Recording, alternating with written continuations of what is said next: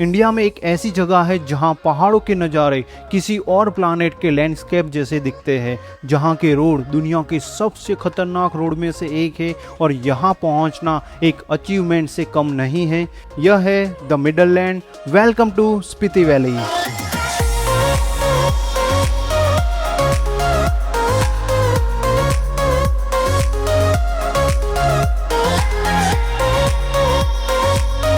Spiti valley Himachal Pradesh का सबसे row and untouched reason है जो तिब्बत बॉर्डर के पास लोकेटेड है और इसीलिए इसे द मिडललैंड भी कहते हैं। यहाँ आपको high altitude villages, ancient monastery, crystal clear reverse, unbelievable landscape और एक ऐसी शांति महसूस होगी जो आपने पहले कभी भी महसूस नहीं की होगी। स्पीति वैली सिर्फ एक ट्रिप नहीं, यह एक कंप्लीट एक्सपीरियंस है जो आपको लाइफ टाइम के लिए याद रहेगा। सबसे पहले हम बात करते हैं कि स्पीति वैली आप कैसे पहुंच सकते हो। यहाँ आने के दो रास्ते हैं। एक तो आप शिमला से होते हुए काजा पहुंचे जो साल में 12 महीने ओपन रहता है। दूसरा रास्ता है मनाली से कुंजुम पास से होते हुए आप काजा आ सकते हो, लेकिन वो सिर्फ समर के टाइम में ही ओपन रहता है, मतलब मई मंथ से अक्टूबर मंथ के बीच। टूरिस्ट यूजुअली समर में कंप्लीट सर्किट करते हैं, मतलब शिमला से एंटर होते हैं और वो काजा और कुंजुम पास से होते हुए मनाली एग्जिट करते हैं, जो टूरिस्ट के बीच में सबसे ज़्यादा पॉपुलर है। इसीलिए समर सबसे बेस्ट टाइम माना जाता है। लेकिन अगर आप हार्डकोर एडवेंचर के शौकीन है तो आपको दिसंबर एंड में जरूर यहाँ आना चाहिए। चारों ओर स्नो और इतनी ठंड की आपको नानी याद आ जाएगी, लेकिन एक्सपीरियंस एक नंबर। तो चलिए डे वाइज आइटनरी डिस्कस करते हैं और देखते हैं कि इस ट्रिप में हम कौन कौन से प्लेसेस विजिट करेंगे। डे 1 में आपको शिमला से थियोग, रामपुर, करचम से होते हुए सांगला पहुंचना है। यह पूरे दिन की जर्नी रहेगी और जैसे ही आप किन्नौर वैली में एंटर होगे वहां एक रोड टनल है जिसे गेटवे ऑफ किन्नौर भी कहते हैं। यहां आप कुछ देर के लिए रुके और फोटोग्राफी वगैरह जरूर करें। यहां आप यह जो रास्ता देख रहे हो वो दुनिया का सबसे खतरनाक रास्तों में से एक माना जाता है, इसीलिए यहाँ अगर हो सके तो सेल्फ ड्राइव आपको अवॉइड करना चाहिए। सांगला पहुंचकर आपको सिर्फ रेस्ट करना है और यहाँ के मौसम के हिसाब से अपने बॉडी को कंफर्टेबल करना है।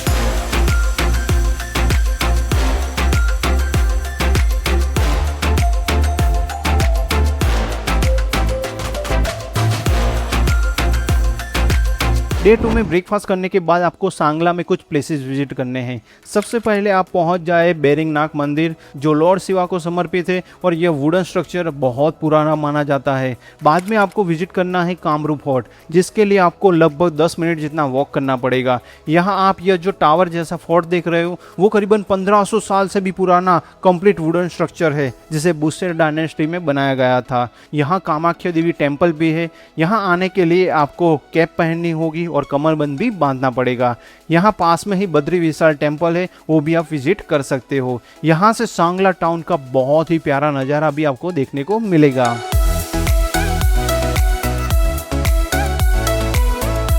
तो अभी हम वहाँ पहुँचे India largest village Chitkul. Sangla से यहाँ का डिस्टेंस करीबन 25 किलोमीटर जितना है और यहाँ पहुँचने में हमें 1 घंटे से ज़्यादा समय लग गया। वैसे यहाँ पर बसपा रिवर है, नीचे जो ब्रिज है, यहाँ पे ये जो माउंटेन रेंज देख रहे हैं उसके पीछे उत्तराखंड मतलब जो गंगोत्री वाला जो माउंटेन रेंज है वो आपको देखने को मिलेगा और वहाँ पर जो माउंटेन रेंज है उसके पीछे तिब्बत और वहाँ पे एक लाइन भी है, बैरियर है, मतलब वहाँ से आप आगे भी नहीं जा सकते। अभी मैं आपको यहाँ पे ड्रोन की मदद से कुछ अमेजिंग एरियल व्यूज दिखा देता हूँ।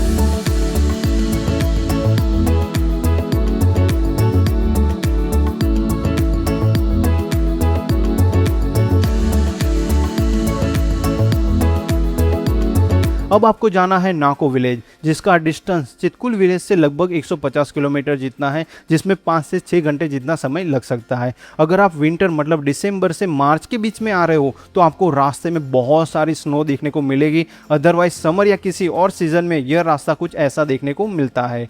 नाको विलेज से पहले आपको खाप संगम पर रुकना है, जहाँ सतलुज रिवर और स्पीति रिवर का संगम होता है। स्पीति रिवर तो स्पीति वैली से आती है, लेकिन सतलुज रिवर चाइना से आती है। यहाँ आप कुछ देर के लिए रुक के फोटोग्राफी करें। एक दो ढाबे भी है, वहाँ पर आपका चाय नाश्ता भी हो सकता है और बाद में आप पहुँच जाए नाको विलेज, डिनर करें और बाद में रेस्ट करें। डे 3 में आप थोड़ा जल्दी उठकर एक स्मॉल ट्रैकिंग के लिए जा सकते हो, जहाँ से आपको पूरा नाको विलेज, नाको लेक और सराउंडिंग माउंटेन्स के प्यारे नज़ारे देखने को मिलेंगे। यहाँ आई लव नाको का बोर्ड भी है, जहाँ आप फोटोग्राफी भी कर सकते हो। बाद में कुछ सीढ़ियाँ नीचे उतरकर आपको आना है नाको लेक, जो विंटर में कम्प्लीटली फ्रीज हो जाता है और समर में आप यहाँ पर बोटिंग भी एंजॉय कर सकते हो। अगर आप विंटर में आ रहे हो तो आप लेक पर चलते हुए अपने दोस्तों के साथ बहुत सारी मस्ती करने वाले हो। ऐसे फ्रोजन लेक पर चलना अपने आप में एक डिफरेंट एक्सपीरियंस है।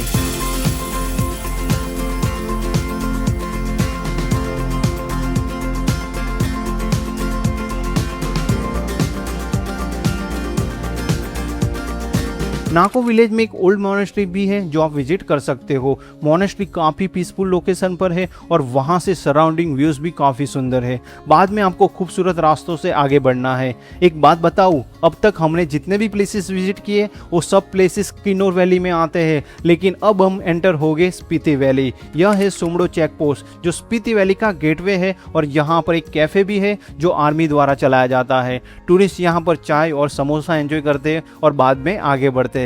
अब हम विजिट करेंगे एक ऐसी मोनेस्ट्री जहां 500 साल से भी पुरानी मम्मी को आप देख सकते हो। यह है सांगा टेंजिन की मम्मी, जिनके तीत और सिर पर कुछ हेयर भी आप देख पाओगे। यह है ग्यू मोनेस्ट्री जो स्पीति वैली की ट्रिप के दौरान मोस्ट विजिट प्लेस है।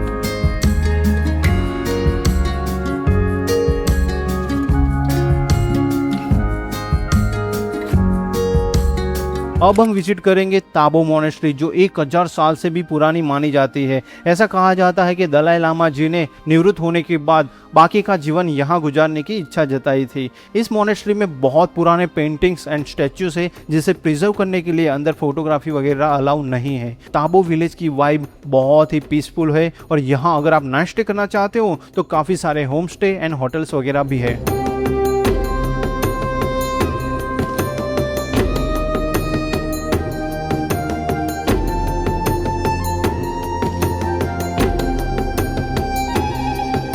स्पीति वैली का हेडक्वार्टर है काजा टाउन और उसी रास्ते पे है धनकन मोनेस्ट्री जो मिट्टी, पत्थर और लकड़ी से बना है, इसीलिए इसे मड मोनेस्ट्री के नाम से भी जाना जाता है। यह मोनेस्ट्री करीबन 3900 मीटर की हाइट पर है और यहाँ से सराउंडिंग व्यूज आपका दिल जीत लेंगे।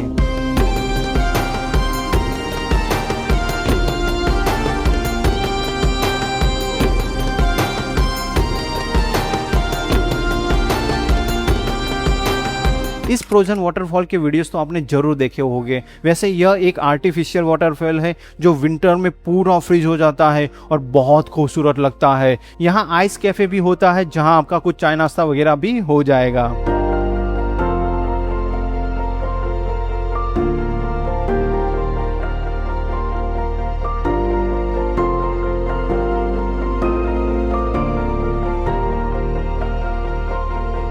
काजा टाउन पहुंचते हुए आपको शाम तो हो ही जाएगी, तो होम स्टे में डिनर करने के बाद आप आराम करें। डे 4 में आपको काजा के पास में कुछ डिफरेंट प्लेसेस विजिट करने हैं। तो सबसे पहले आपको जाना है लांगजा, जहां बुद्धा स्टैच्यू है, जिसका डिस्टेंस लगभग 16 किलोमीटर है, जिसमें 30 से 40 मिनट जितना समय लग सकता है। लांगजा जाने का रास्ता सच में बहुत खूबसूरत है और अगर आप विंटर में आ रहे हो तो रास्ते में आपको सिर्फ स्नो ही देखने को मिलेगी। लांगजा में 35 फीट का यह बुद्धा स्टैच्यू तो पॉपुलर है ही, लेकिन यह जगह टूरिस्ट के बीच में स्टार गेजिंग के लिए भी उतनी ही पॉपुलर है। स्पीति वैली की ट्रिप में अगर आप काजा आए हो तो आपको यहाँ तो आना ही पड़ेगा मेरे दोस्त।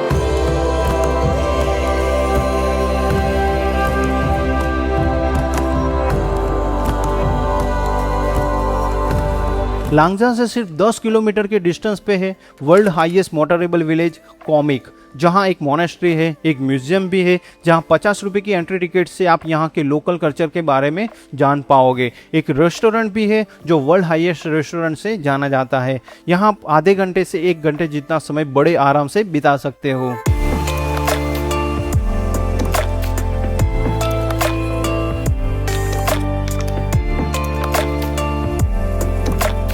हाईएस्ट मोटरेबल विलेज तो विजिट कर लिया, अब हम विजिट करेंगे वर्ल्ड हाईएस्ट पोस्ट ऑफिस जो है हिक्किम विलेज में। कॉमिक से सिर्फ 10 से 15 मिनट जितना ही आपको समय लगेगा यहाँ पहुँचने में। टूरिस्ट यहाँ आते हैं, फोटोग्राफी करते हैं, यहाँ स्टोर या पोस्ट ऑफिस से पोस्ट कार्ड परचेस करते हैं, अपने चाहने वाले को कुछ मैसेज लिखते हैं और यहाँ से पोस्ट कर देते हैं, जो 1-2 महीने में शायद उन तक पहुँच भी जाते हैं। यहाँ से आप कीचेन या फिर मैग्नेट्स वगैरह की शॉपिंग भी कर सकते हो। अब आपको वापस काजा अपने होम स्टे जाना है, लेकिन रास्ते में आएगा एक व्यू पॉइंट जहां से पूरे काजा टाउन का बहुत ही खूबसूरत नज़ारा देखने को मिलता है। आज रात आपके पास थोड़ा बहुत समय ज़रूर होगा तो आप काजा मार्केट को भी एक्सप्लोर कर सकते हो। जहां आपको शॉपिंग वगैरह करना चाहो तो वो सब यहां पर हो जाएगा।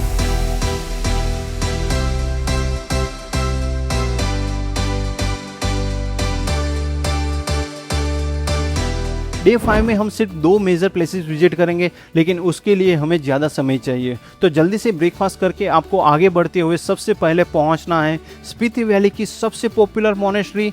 यह है की मोनेस्ट्री, जिसका स्ट्रक्चर एंड लोकेशन हर एक टूरिस्ट को अपने पास बुलाता है। काजा से की मोनेस्ट्री का डिस्टेंस सिर्फ 14 किलोमीटर जितना है, जिसमें आपको 30 मिनट जितना समय लग सकता है। स्पीति रिवर के पास में 4166 मीटर की हाइट पे यह मोनेस्ट्री बहुत खूबसूरत है, जो पहले आप विजिट करें और बाद में 10 से 15 मिनट का ट्रैक करना है आपको। मोनेस्ट्री के पीछे एक लोकेशन है वहां आने के लिए, जहां से आपको कुछ ऐसे अमेजिंग व्यूज देखने को मिलेंगे। विंटर में चारों ओर स्नो, अदरवाइज मिट्टी और पत्थर के पहाड़ों के बीच में यह मोनेस्ट्री बहुत सुंदर लगती है। झूले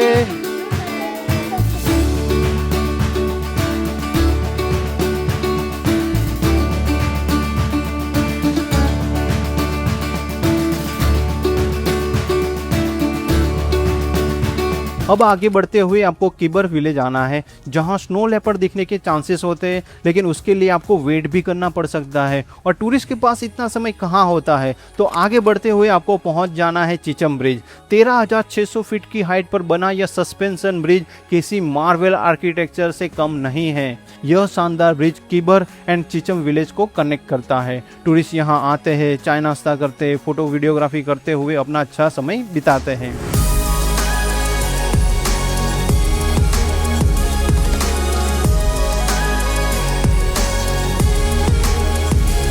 आज शाम को आप थोड़ा जल्दी फ्री हो जाओगे तो काजा में आप विजिट कर सकते हो वर्ल्ड हाईएस्ट पेट्रोल पंप। यहाँ की पेट्रोल एंड डीजल प्राइस आप स्क्रीन पर देख सकते हो। यहाँ पास में कुछ स्तूपास है एंड आई लव स्पीति का बोर्ड भी है, जो बहुत सुंदर दिखता है। इसके सामने एक मोनेस्ट्री भी है जो आप विजिट कर सकते हो। मोनेस्ट्री के बगल में एक रास्ता है जहाँ 10-15 मिनट का ट्रैक करते हुए आप ऊपर बुद्धा स्टैच्यू है वहाँ पहुँच सकते हो। यहाँ आपको क्यों आना चाहिए पता है? क्योंकि यहाँ से पूरे काजा टाउन का मनमोहक नज़ारा देखने को मिलता है, जो एक अलग ही सुकून देता है।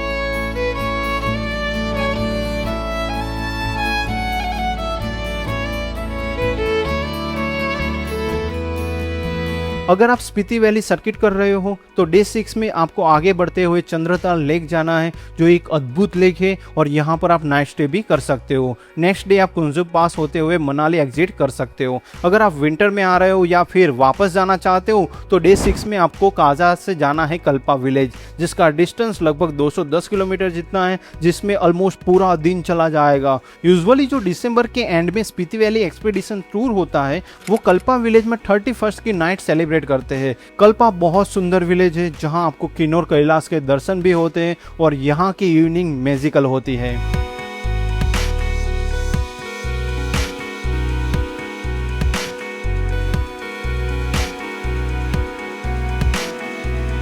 डे 7 में आप थोड़ा जल्दी उठिए और मॉर्निंग वॉक के लिए निकल जाए और कल्पा विलेज को 2-3 घंटे के लिए एक्सप्लोर करें। वापस होटल में ब्रेकफास्ट करने के बाद आपको जाना है रोला क्लिफ, जो सुसाइड पॉइंट के नाम से भी जाना जाता है। यहाँ पहले आई लव किन्नौर का बोर्ड भी हुआ करता था, लेकिन लैंडस्लाइड में वो डैमेज हो गया। फिर भी यह बहुत खूबसूरत जगह है। यहाँ 30 मिनट जितना समय आप बड़े आराम से फोटोग्राफी करते हुए बिता सकते हो।